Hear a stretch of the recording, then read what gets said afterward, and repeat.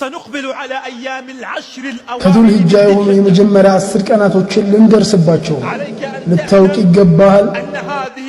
እነዚህ ቀናቶች ከረመዳን ቀናቶች የሚበልጡ መሆናቸውን የመጀመሪያ 10ሮች ከዙል ሂጃ ወር ከረመዳን ቀናቶች ይበልጣሉ ከሌሊቶቹ ባይበልጡ። ዑለሞችም አሉ 10 ቀናቶች ይበልጣሉ ከመጨረሻዎቹ የረመዳን 10 ቀናቶች። ነብዩ ሰለላሁ ዐለይሂ ወሰለም አሉ የትኛውም ቀን የለም በእርሱ ውስጥ የሚሰራ መልካም ተግባር አላህ ዘንድ የተወደደ የሚሆንበት ከነዚህ ቀናቶች በላይ።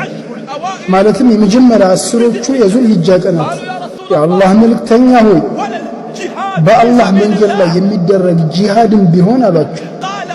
እርሳቸውም አዎ በአላህ መንገድ ላይ መታገልም ቢሆን አሉ። በንብረቱና በነፍሱ ወጥቶ ከነዚህ ነገራቶች በምንም ያልተመለሰ ሰው ሲቀራሉ